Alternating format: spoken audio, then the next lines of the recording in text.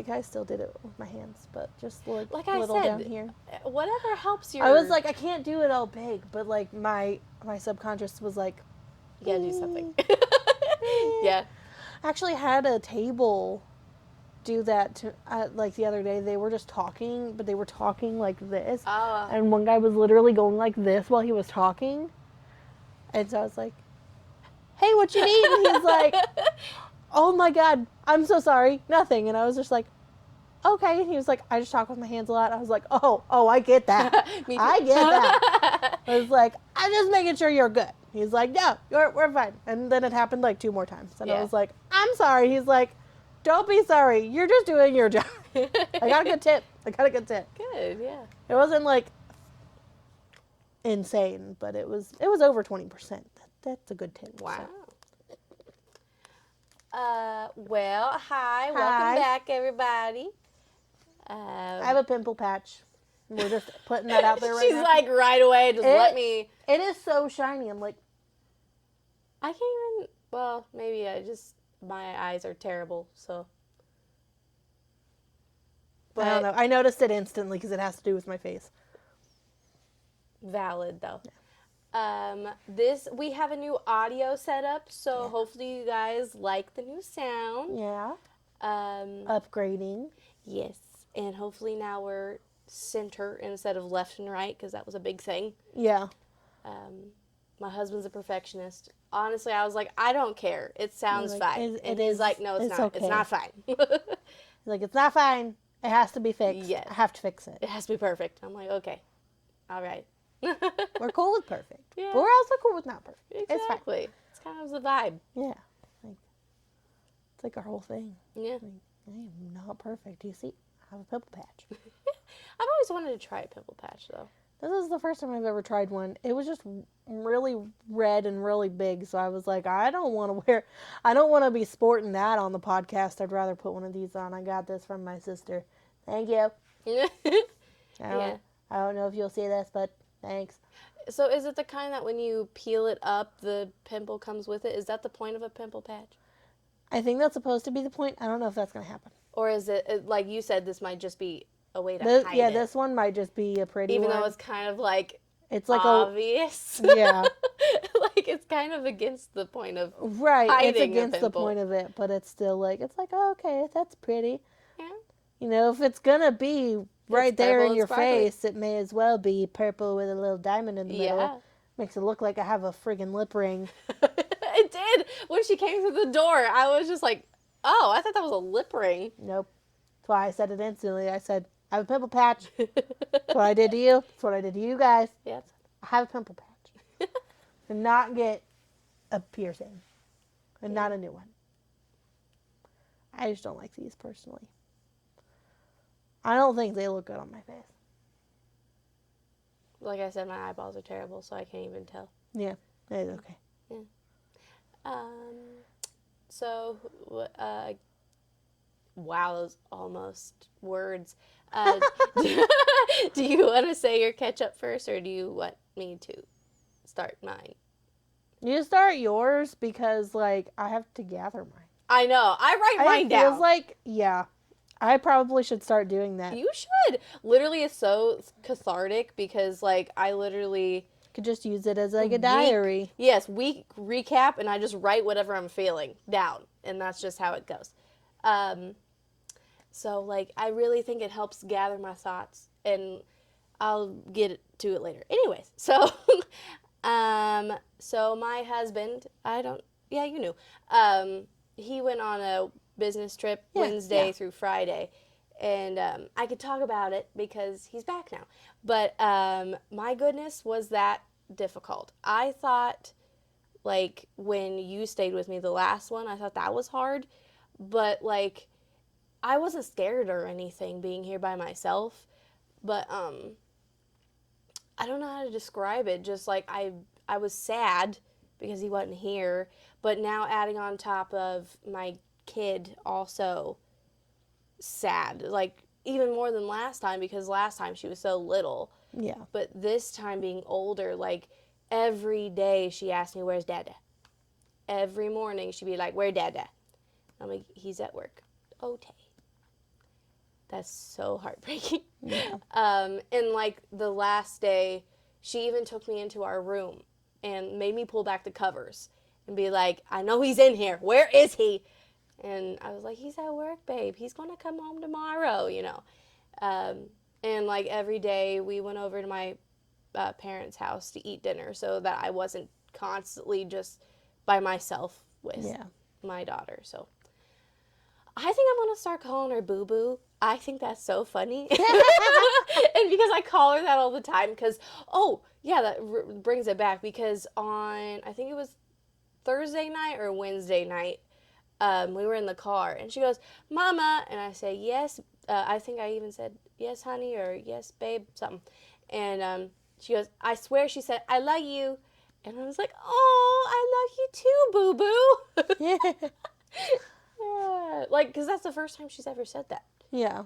And she said it again to me, I think it was yesterday. Yeah. Yeah. It's so cute. That's the moment she lived for, you know? Yeah. But yeah, so now he's back, and she hates to be out of his sight, or like if he goes to the bathroom or wherever, she's always got to know where he is. Yeah. And I guess that would be really hard on him, just because now he has no alone time, but also because he's the one that has to leave. Yeah. So like I'm sure it's very heartbreaking. Yeah. Because he knows that she's going to miss him, kind of thing. Yeah. It's got to be hard. Oh, yeah, and I guess you guys would have noticed about the weird upload schedule. Oh, yeah. So we're going to let you in on a little podcast secret. We recorded 2 episodes last time. And because my husband left on a work trip, and I didn't... For me, I didn't want to spend his last day here on the computer editing. Yeah. So like I'm like, it fine, whatever. It'll be uploaded whenever it gets uploaded. It's whatever. So I mean, sorry if it screwed you guys up. It screwed me up. It's whatever, I guess.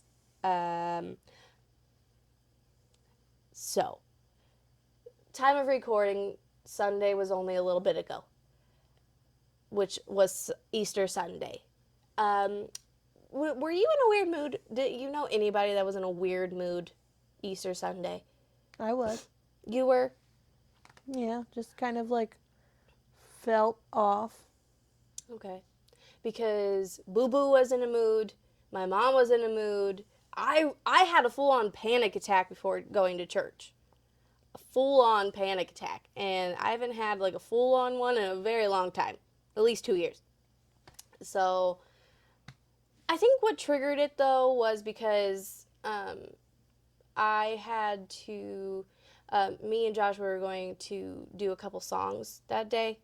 And so I was already nervous about that because I didn't know who was going to watch my kid, you know?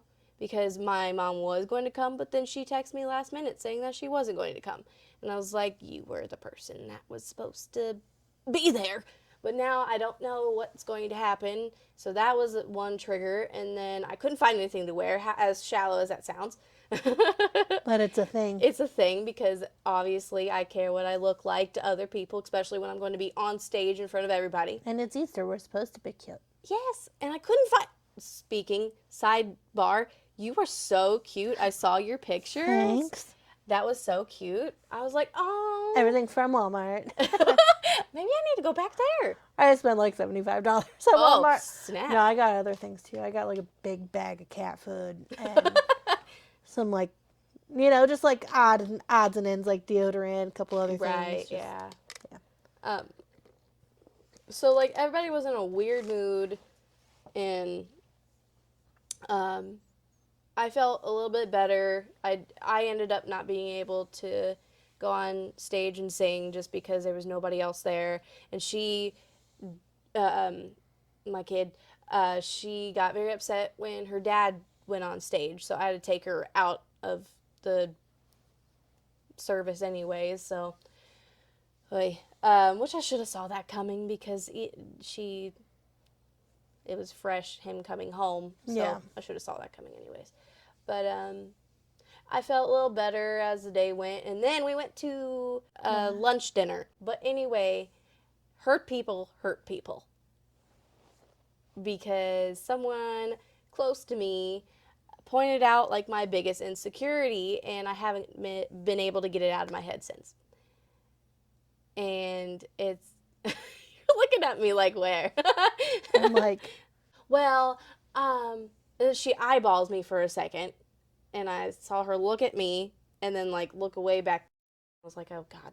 And she's like, young people, I think they're gonna get wrinkles easier. And I was like, I mean, probably. And she's like, yeah, because you get wrinkles on your neck because you're always looking down.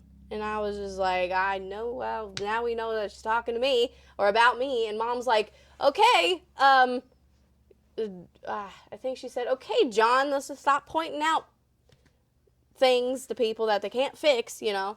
So at least Mom stuck up for me. But it's just like, why do hurt people hurt people? Like, and I just don't understand, because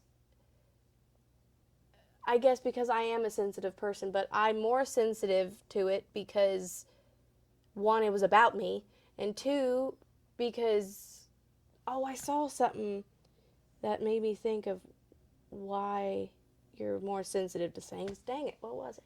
That's what it was. I took offense to it because I would never do that to you.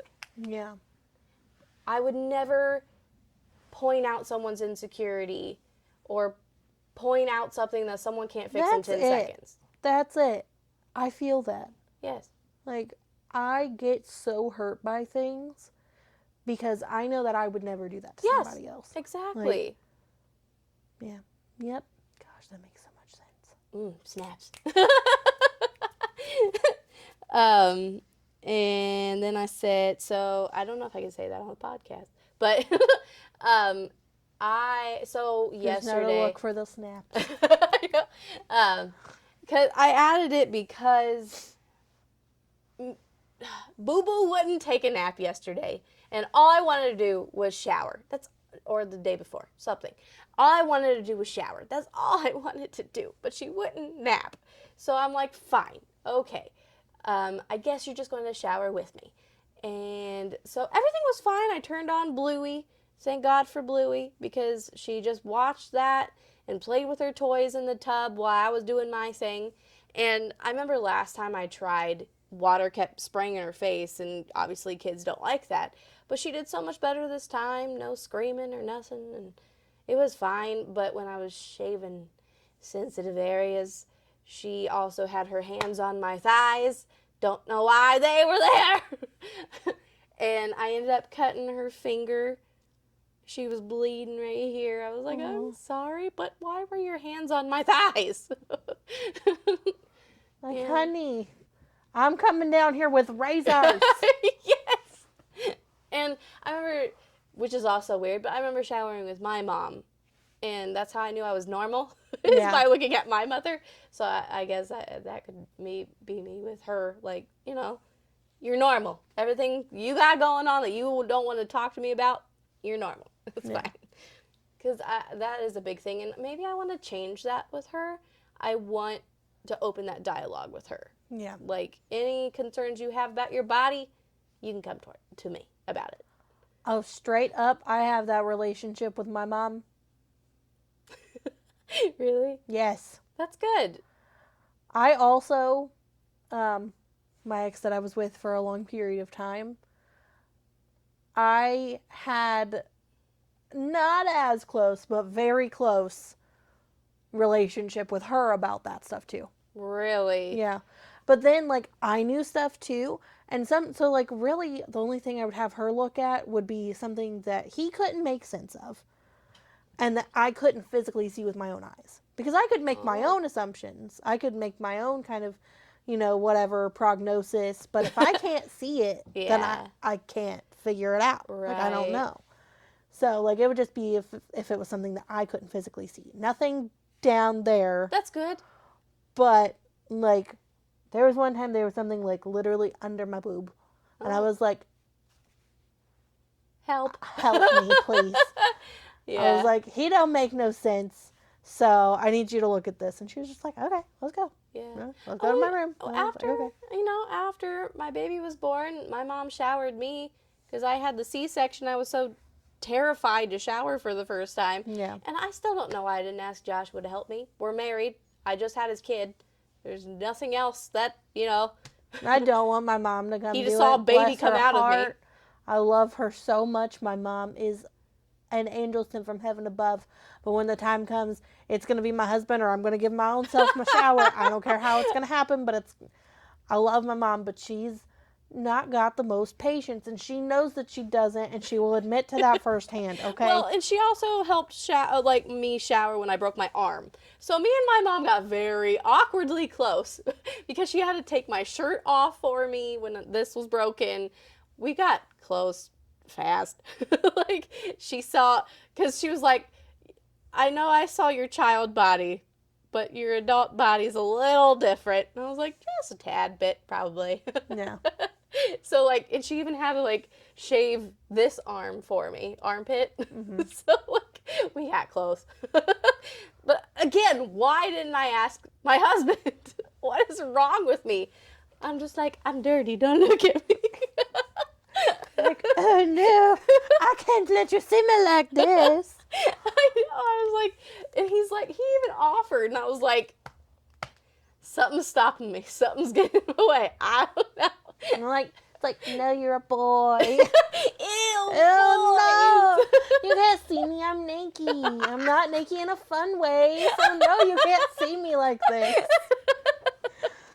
It's probably You can only see me naked when I'm pristine. This is the before. Oh my God, that's probably what it was. You're like, I have not shaved my armpits in 2 days. You cannot look at me. It is fresh out of the shower or it is not happening. Yes. Oh God. Man, talk about superficial. But it's how we are. I know. Man, being a woman's hard. Stupid. Yes. And then I found this quote, and I thought you'd like this quote. Probably. It says, let your character prove who you are. Don't over-explain to try to defend yourself. Yep. That's the thing. I shared something like that on Facebook not too long ago. Really? Yep. I scrolled past it when I was looking for whatever it was that I posted that you liked. Yeah. I didn't even know what I was looking for, but I was looking. Yeah. Well, because there was a family situation I'm not even involved in, and I'm only involved because I'm married in.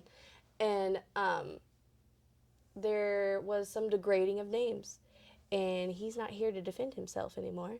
So, yeah. So, I told Joshua, I was like, you know what? Let his character speak for himself. Anyone that truly knew him knows that he wouldn't do what that person's saying. So just let his character be his defense. And he's like, I like that. That's good. It's like, yeah. I saw that somewhere. It's not mine. Yeah. But yeah. See, this is where you and I differ. Because you're petty? Because I would punch somebody if they spoke ill of the dead. I don't care. Oh, okay. Well, I mean, these fists know no age limit. what happened to the past Hef in the last episode that said, just kidding, I'm not violent? If you speak ill of the dead, that throws everything out the window. You ain't following the rules. I ain't following the rules. You don't do that. That's bad juju. It is bad juju for Like sure. No. No, none of that. None of that. Anyway, so that's my week recap. What about you? Oh gosh. She says, buckle up. I'm just moving in with my parents. Nothing bad happened between my friend and I. It's just, yeah, a lot of things are happening, so I'm just gonna, my parents are now moving, so I'm just going to be moving with them. So, and then. And hopefully you get your own room. Yeah. if I don't, I am going to find a studio apartment. Straight up. Like, be like, okay, if I don't get my own room, that's fine. But just so you know, like, my rent is not going to be here all the time. Because it's going to go. I will find a studio. Yeah. I saw a couple of those where I used to live. Probably not too bad in comparison. Well, to then else. I don't know about now, but yeah, that's true. Then they were like, I think 600, 600. Probably more now. That definitely. Yeah. There's like one or two in my town that are like between 5 and 6. It's not too bad. Yeah. But, I mean, you've lived there all your life. For me, going there, I would be terrified. But I've never lived there. Yeah. It's really one of those things where, like, as long as you're in, like, not the worst area, then as long as you don't start anything with anybody, nothing's going to happen to you. Yeah. So. Good code to live by. Yeah, that's what I do. I'm like, shoot, I don't, nope. Let's see what else happened. I worked my first bar shift. Oh, solely bar, huh? Yeah, but I was the second bar person. Oh, okay. And I only had 2 tables and then half of the bar top. Nice. I was bored most of the night and it was Saturday. Wow. Then I went from bored to way too busy when we didn't have a lounge person, and then the other person behind the bar didn't want to take tables anymore, and it was just the whole thing. And it was fine. Did you get nervous making fun. drinks? No, that part's the easy part. Really? I feel like I would be nervous making drinks. Yeah, so we have literally a QR code. Oh. And you scan it, and it gives you the drink recipes. Oh, that's so convenient. Yeah, it's really nice. Wow. Especially because I want to tell this funny story. Go for it. So, Sunday morning, my sister wakes me up. She's recapping me on the morning because I hadn't had to wake up yet. She woke up early and took a shower. So I'm just like, I'm half asleep still. I'm just like, She's like telling me, she's like, oh, like Dad wasn't feeling too good last night. He didn't get a lot of sleep.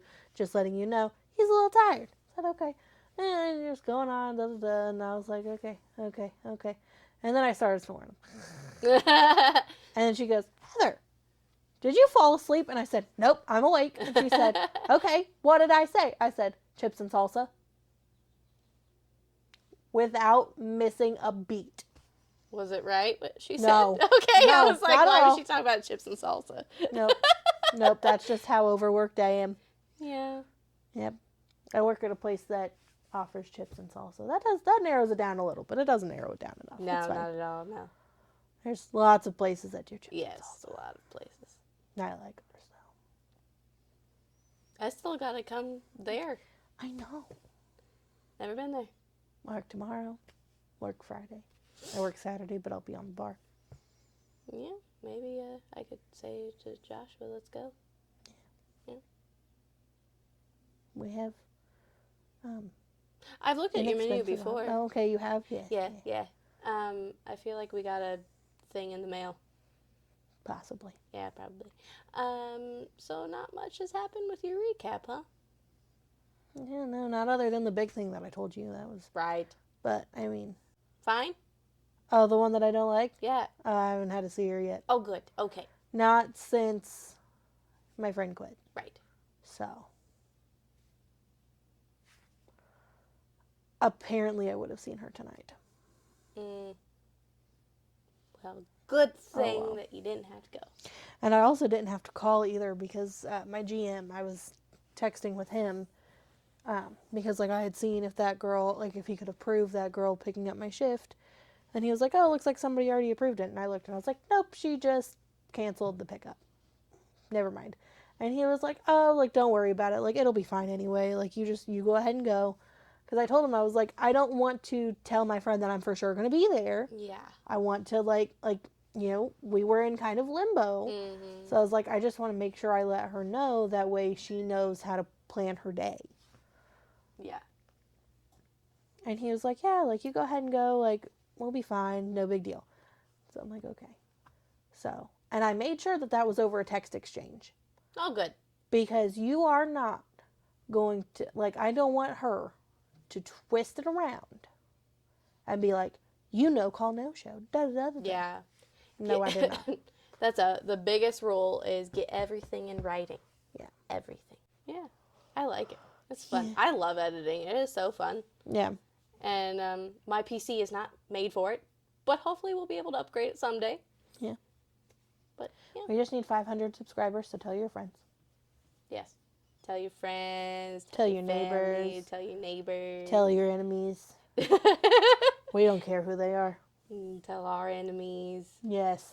They will probably subscribe.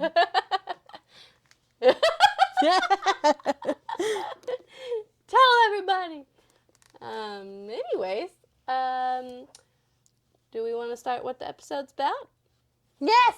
Yay! Stories! Stories! So, we're doing a mishmash of stories. We just We're bringing got a you bunch. everything. What did you say? We got a bunch. Okay. My brain said smorgasbord, so I was like, did she say that? I'm starting to think that I'm undiagnosed ADHD. I'm really, the more I, like, listen to people talk about it and, like, my own mediocre research, I'm like, I think I am. I thought that I was, but now I'm starting to think that I might be on the spectrum. Oh, Just a really? little bit. I need a doctor. We need a doctor.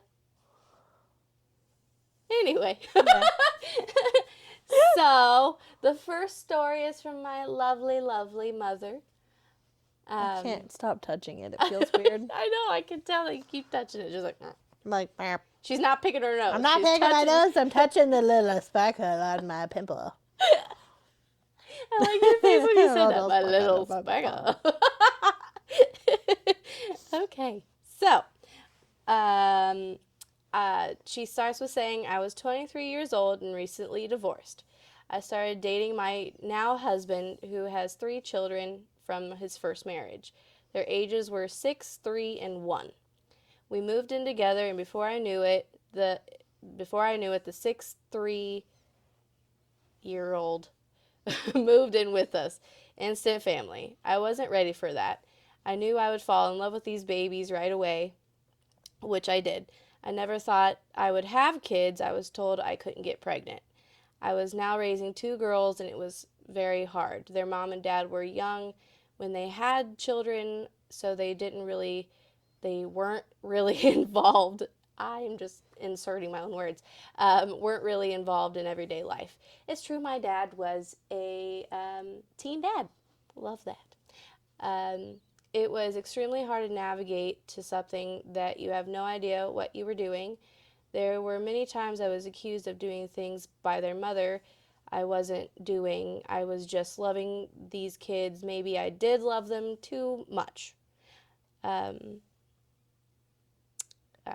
Okay, I lost it for a second. We did eventually get married. After 4 years, I finally got pregnant with my baby girl, Lindsay. That's me. They tried a long time for me. I made sure I never treated my stepgirls any different than I treated my own daughter. And I tried really hard to show them that after 5 years, wow, okay, she didn't put a period. I tried really hard to show them that, period. After 5 years, I got pregnant with our only son, the youngest of 3 girls. She stopped coming around. So the youngest, okay. I got pregnant with our only son. The youngest of the 3 girls stopped coming around when she was about 10. Okay. We have no relationship with her at this point. However, the other 2 are grown. Which is really hard for us, not being in contact with her. It's really hard. Yeah. That's another thing. Yeah, I could get into. I have a good relationship with them. I actually babysit for my middle daughter. I babysat for her and her 5 kids for the last 14 years. I have 8 grandchildren and only one bio granddaughter, and I can tell you I feel nothing different towards her than my other grandchildren. Raising somebody else's children is extremely hard. You have to have a thick skin. You have to fight for your place, but I wouldn't change a thing. I would do it all over again. That's so sweet. Yeah. Uh, I asked her to write that because I obviously am not a stepmom. Yeah. So, and like, I don't know many, but I know from social media, like watching people having to be step parents, and it almost seemed like you were going to be one for a touch there. That was the plan. Yeah. I think it would be really hard because you aren't their bio parent. And like in my mom's situation, like they weren't, or their bio parents weren't really around. So like she was their sole person that took care of them. So I bet that was really hard not to like want to take over for everything, because then playing devil's advocate for the bio mom, it would probably feel like she was taking over everything. Yeah. So I can't imagine. But thankfully, my dad is a great dad, as I talked about in the previous episode, because I came around, like, he was a teen dad, and then I came around when he was 30, so I got a completely different dad than my sisters did. Yeah. And so I'm really thankful for that I have a good dad. And he grew up before he had me. Yeah. It's like, sucks for them, but in the end, like, he was a young dad and he didn't know what to do. It might give you a hope, because my mom, like she said, was told that she couldn't have kids, and it took her 7 years to have me. I'm pretty sure it was 7 years. So never give up hope. Never give up hope. Yeah. Yeah. Fun fact, yeah, my doctor, I like went in for a proper diagnosis, and like I don't actually have that, according to him. Oh. Doesn't make a lot of sense. It's really hard to get a though. diagnosis, though. Exactly. I don't think. Get a second opinion. Yeah. Gotta get insurance again, though. Yes. Gotta do that first. That's important. Yeah. Because I kind of do still think I have it. Like, I don't know. I don't want to be like, yeah, my doctor's wrong. But nothing's wrong with getting a second opinion. Yeah, that's true. That's true. Yeah. I feel like there's got to be another test than just drawing my blood. Oh yeah, probably. I feel like for my cousin they had to do like an ultrasound or something. Yeah. They might have to do like a endometriosis test. I don't think I have endometriosis though, so I don't think they'd have to do that. Because that kind of test, they take a chunk out of your uterus, and they don't like numb you. They just basically being a woman with any like test inside your body, they just reach up there and do it. Like, we don't have any feelings at all. Yeah, they're just like just in here with a scalpel. Yeah. Do. Yeah. Just like, oh, that's cool. Yeah. Thanks. Okay, so I have a funny one. Yeah, this is I got this from Reddit.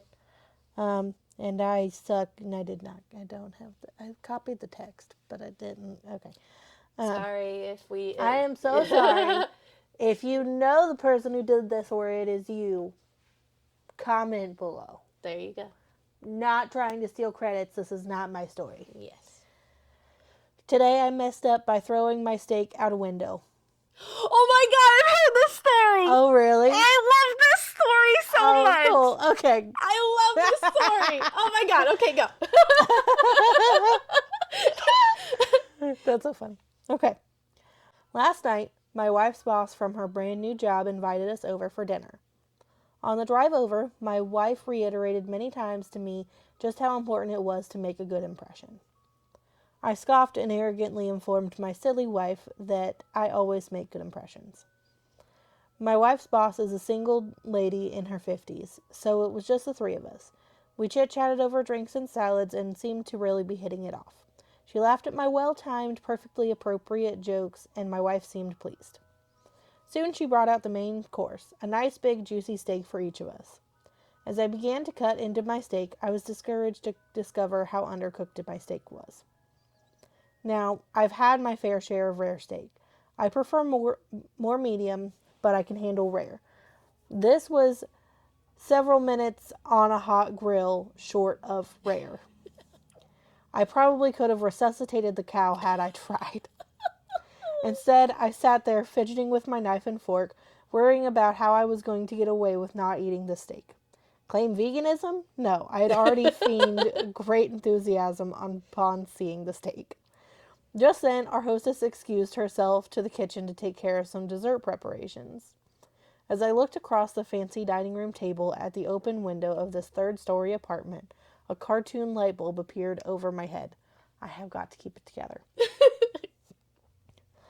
I knew I had to be decisive, realizing that she could return at any moment. I committed. I grabbed the steak with my hand, gently shook off the juice, and executed a perfect throw right through the center of the open window. Here's the big time mess up. The window was not open. It was the cleanest freaking window you've ever seen in your life. That is, until my mostly raw slab of steak slammed up against it and slowly slid down, leaving a trail of bloody juice in its wake. It's like I can hear it going. Yes.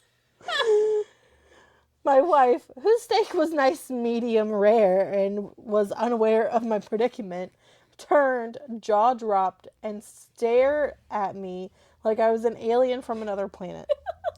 This look then slowly morphed into more of a "there is no place on this planet you can ever hide from me" expression of demonic anger. My wife's boss heard the thud of the steak on window impact and came quickly. She took in the scene, the steak still sitting on the windowsill, the bloody trail, go grab it. Oh my God. my empty plate, and then gave me an inquisitive, puzzled look. I just didn't know what to say. It felt like a minute of silence, but it was probably 3 or 4 seconds. Finally, the best I could manage was, I'm so sorry. I am such a klutz. I don't know. I was just cutting it and it slipped. Just ask my wife. I really am a klutz. Right, honey? No help coming from that direction. I will clean this up. I can't believe this. I am so sorry, etc., etc.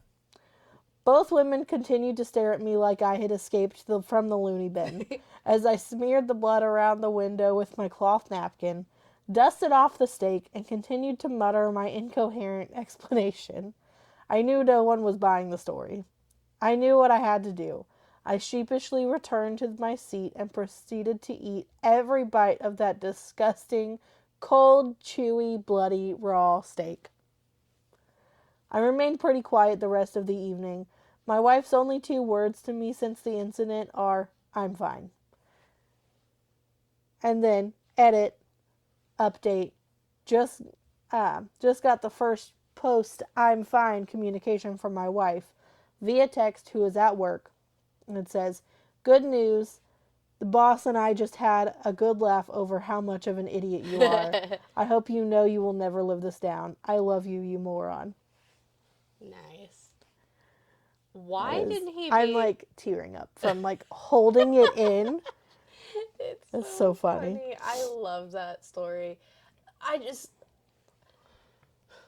My first instinct would have been like, "I'm so sorry, this is undercooked. Can you cook it a little bit longer?" Why didn't you just open your mouth? Instead, "I'm just gonna fling it out the window."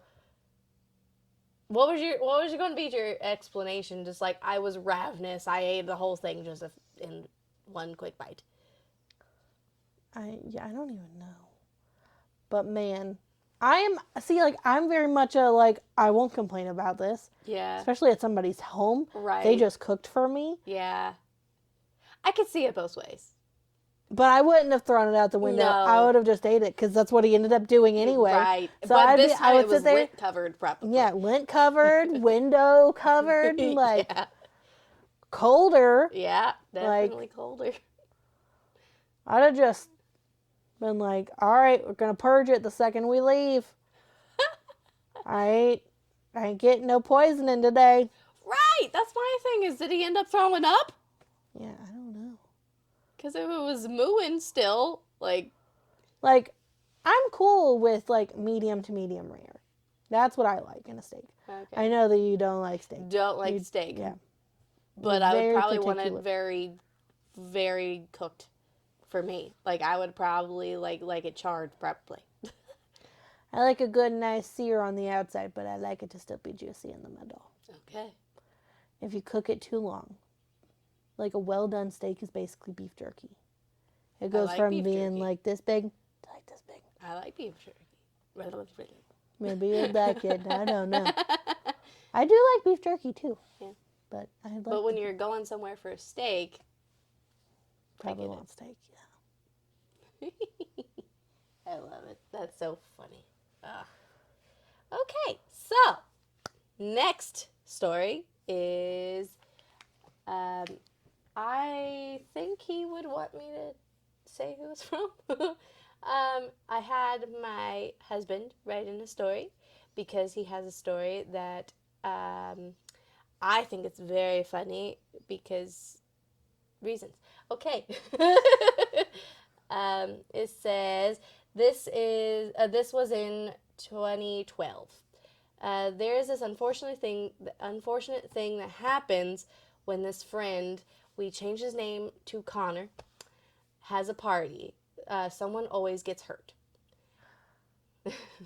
Shit, do you know? I feel like I probably know this story exactly. Connor was having a birthday party, and when it got dark, this is important, 3 friends decided to race around the block, and I declined. When I figured they were just around the first corner, I decided to take a shortcut through the alley I just spit, to cut them off, so I started sprinting full speed. I got to my friend's yard, and I saw that they had cement blocks and pieces of wood in between 2 trees. As I ran closer, I thought I'd jump over them and still be able to beat my friends. But when I jumped, I realized something was wrong because my feet were going, but my top half wasn't. Everything went black. I opened my eyes and realized I was laying on the ground and all my friends were staring down at me. Once another friend, we changed his name as well, Harry, realized I was okay, he said, "Hurry, somebody poke him with a stick." That made me start laughing, which made my neck start hurting, almost like I got punched in the throat. I later found out that Connor's parents had put up a clothesline that year, and since I got to the party later, when it was dark, I never saw it. Also, nothing was hanging from it either. Also, upon further investigation, I discovered that there were indeed cement blocks, but the boards had nails in them pointing straight up. Luckily, when I had literally clotheslined myself, I had enough momentum that my head hit the ground a few feet from pointy objects. Wow. Yeah. That could have been way worse. That could have been so much worse. It's still so funny that he clotheslined himself. I do remember that. He literally clotheslined himself on a clothesline. It was like, I mean, like, it's not funny in the moment. It's not funny in the moment. But it's very funny afterwards. He laughs about it now. But... Yeah. All right. So, now we have a scary story. It's spooky. Do we want to go with spooky noises at Grandma's house? Or do we want to do a guy in a hospital sees unexplained things?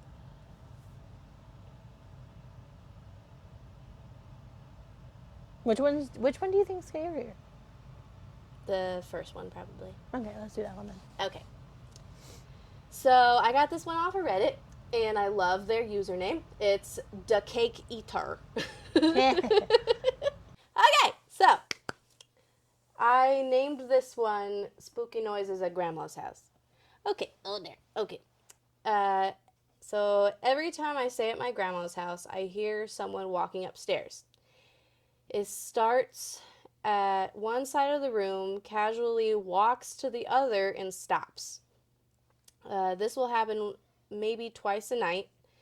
I didn't start hearing it until I was about 14, when my grandparents made me start sleeping in a different room on the first floor because they started sleeping in separate bedrooms.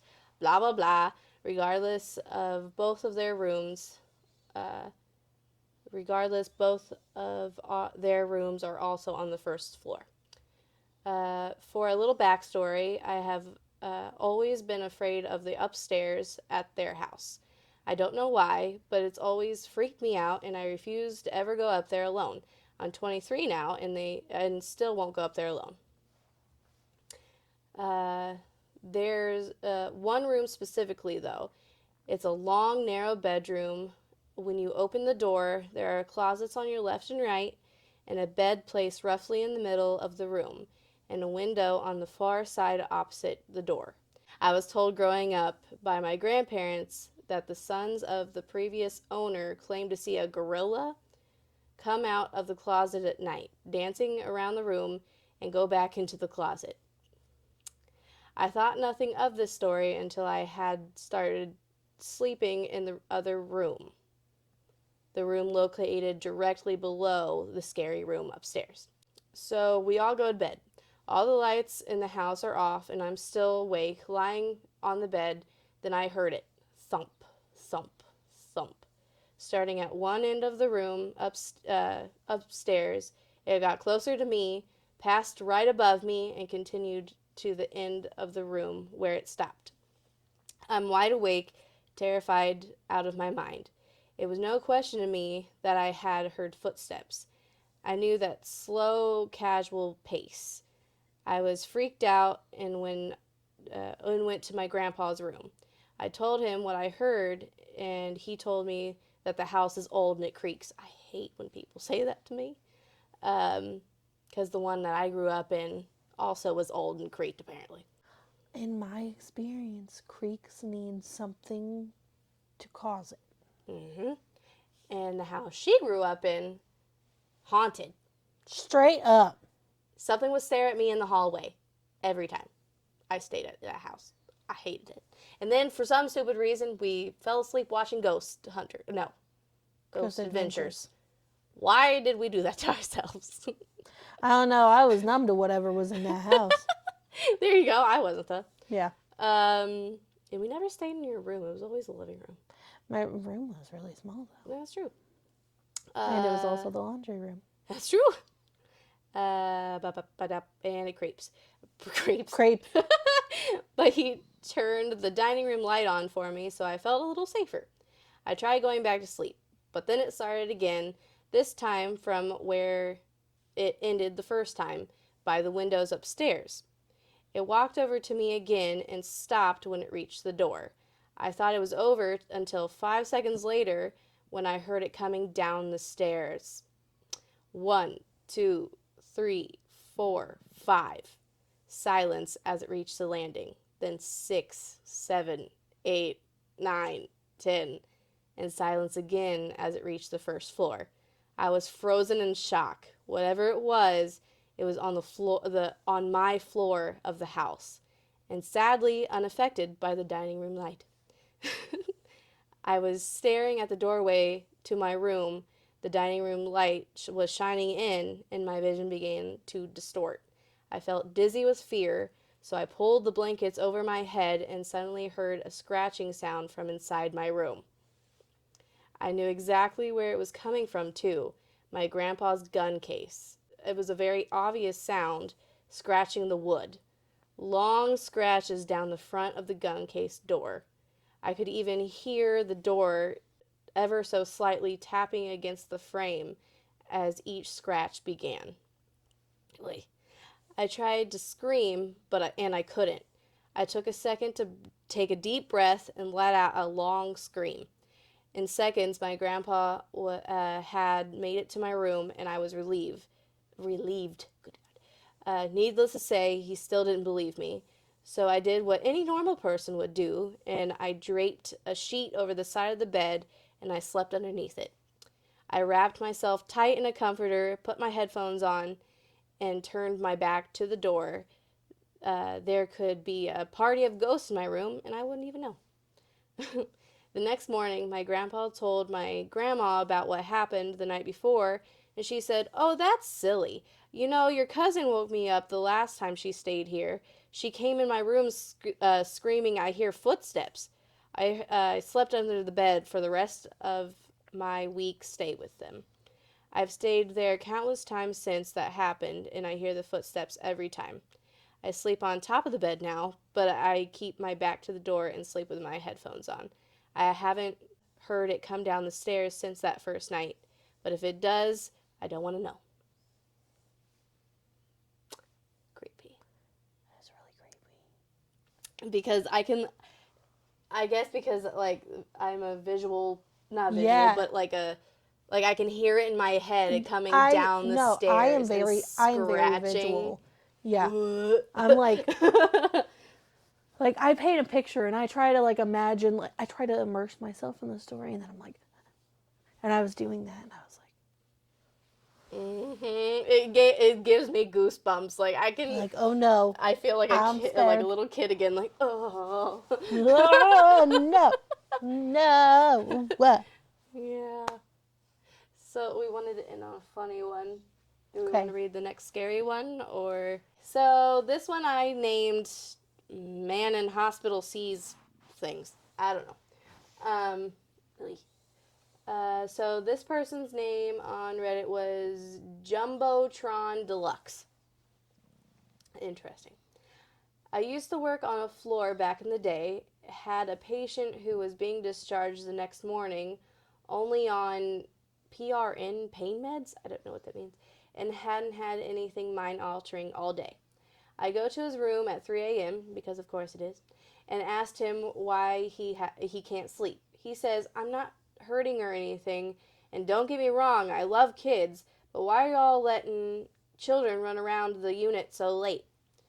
I asked him what he was talking about, and he said, "The kids in the dinosaur and cowboy costumes." I said I hadn't seen them, but good God, I can't see. But I'll let the other staff know to send these kids back to their parents, thinking to myself, who the heck let them in here this late in the first place? I head back to the nurse's station and tell the charge, who has worked there for years. I tell him, "Hey, the dude in room XY said he can't sleep because some kids keep coming in his room." He looks at me and says, less alarmed than you'd expect, "Oh, the kids in the dinosaur and cowboy costumes?" I don't know why I keep saying that with my mouth. With your mouth? Yeah, cowboy. Cowboy? I asked a couple other more veteran staff, and they all had stories of patients telling them the same thing. If they were all messing with me, then half the unit and my patient were phenomenal liars. I'm on the fence if I believe in ghosts. Yeah. Like I am the kind of person that's like, I have a faith. I am a religious person, but also I'm also in the I don't know anything. Who am I to say this isn't real? Yeah, I've never been dead. How do I know how it works? Yeah, that's where I am. I'm just like, well, I don't know. I don't know nothing about this, really.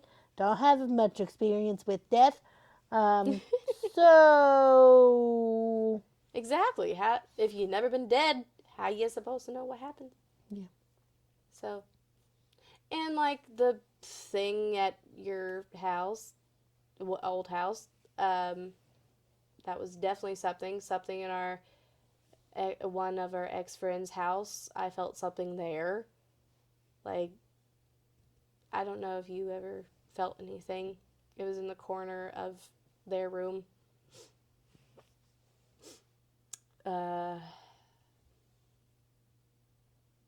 So, you know, the wall, you walk into their room and they had the, I'll just say, they had the horse statues over here, and then you kept going.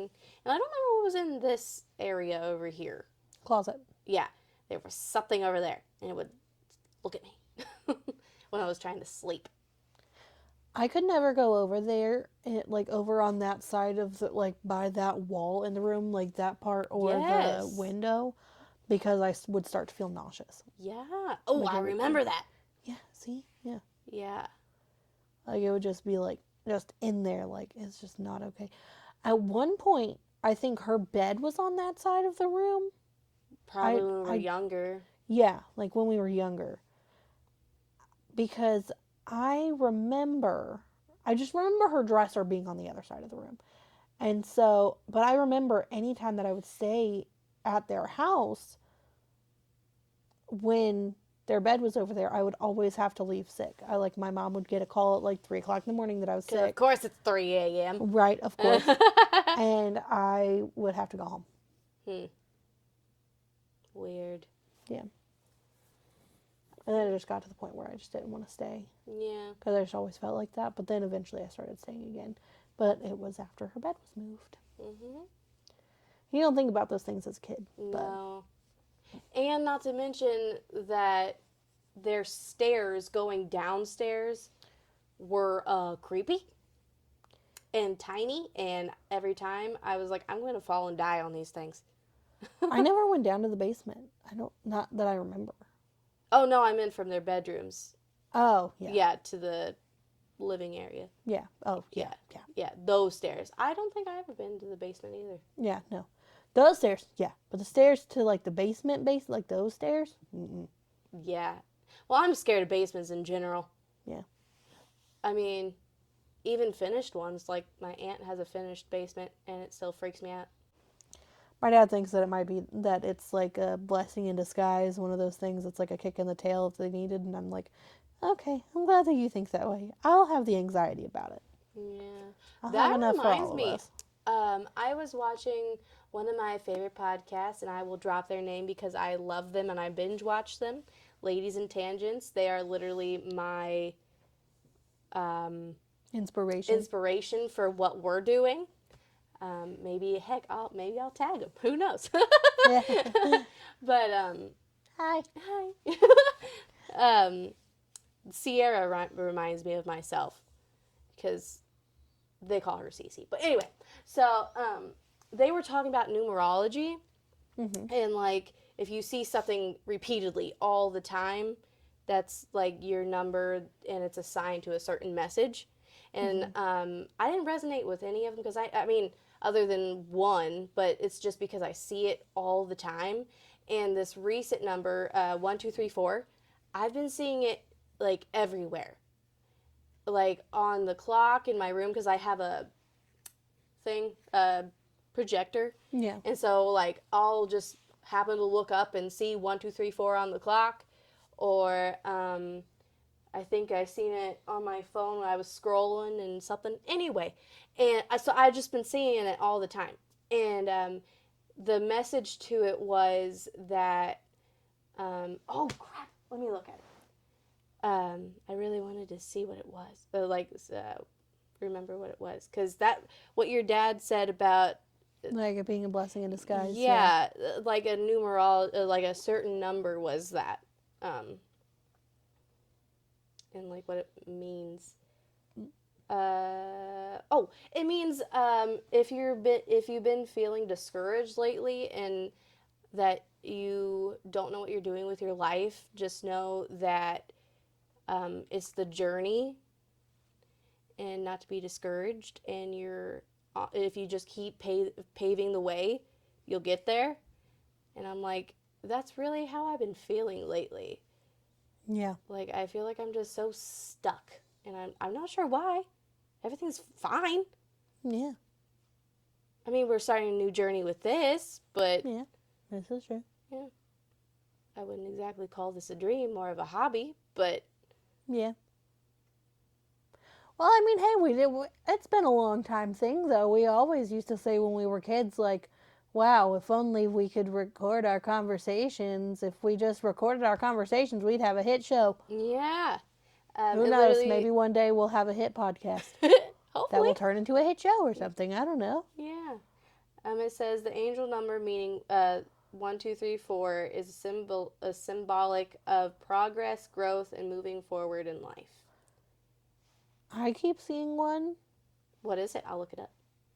2222. So there's two different ones. This one says the angel number 2222 can represent building a path forward and striving for progress. It can also be a sign that you are progressing in the right direction professionally, and that your hard work, dedication, and positive energy are guiding you towards success.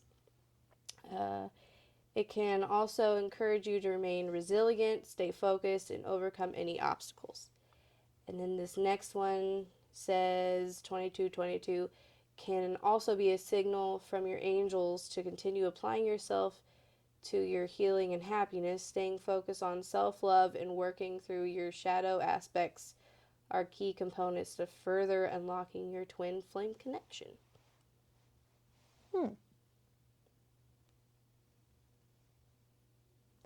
And it's a peace and harmony a lot of the times is a symbol for that. I like that.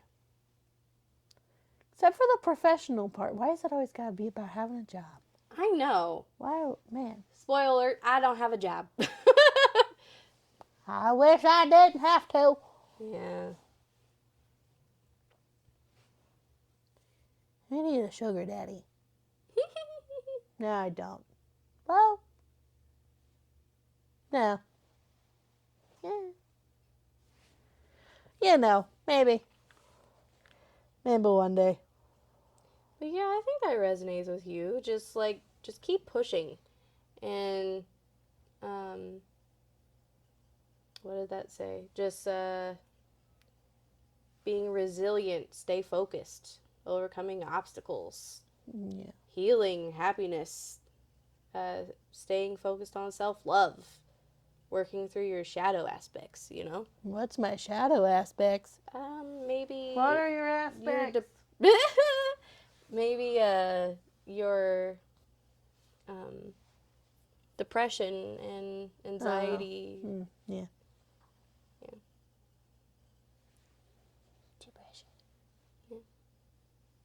That's so cool. Like that oh my gosh, that's so cool. See, that's another thing that I'm like, do I believe it or do I want to believe it? I want to believe it. Yeah, me too. But then there's sometimes where I'm like, because why else would you see a number over and over and over again? Right. Is it all truly just coincidences? Yeah. I think not. Coincidence. I think not. Yes. Exactly. So, one last silly story. Yay, silly story. It is funny. Now let me see if I can go back here. Oh, I thought you copied it. I did, but I want to see if I can find the name. The name. This is by Separate Cod 8331. This is called The Fart Sponge. I love the title. It's great. So it says, my dad told me this hilarious story at dinner the other day about a friend he had when he was in high school, about 30 years ago. He had a friend named Mike who used to carry around this little softball-sized Nerf ball. He had peeled off the top layer of it, exposing what the ball was really made of, which was a sponge-like material. Whenever Mike had the ball with him and had to fart, he would squeeze this ball and put it near his butt/fart, and the ball would suck up the odor. It worked so well that he would even carry it with him to school, on dates, and whenever he was out. He had this ball for about 2 years or so, and would also throw it at his friends whenever they came to his house. What a guy thing to do. Yeah. He said the stench of the ball was absolutely sinister. It was. I can only imagine the odor that would spew out of it anytime it was squeezed or thrown. Disgusting. disgusting. That is so gross. But that is so funny. That's nasty. That's so gross. Oh my God. Oh, that's funny. The fart sponge. The fart sponge. How did he get away with that on dates? Just like, hold on. Hold on. What? Like, what are you doing? What? I don't know. That doesn't make much sense. Yeah. But, That's so funny. Anyways, I guess we'll go. Yeah, that seems about good for today. Oh, yeah. Yeah, okay. Well, thanks for watching. Episode 8. 8? Yeah. Gosh, we're already on 8. Yeah, look at us go. Woo! Thanks for joining us. Yes, and we will see you next time. Come back for more nonsense. Yes. Okay. Bye. Bye.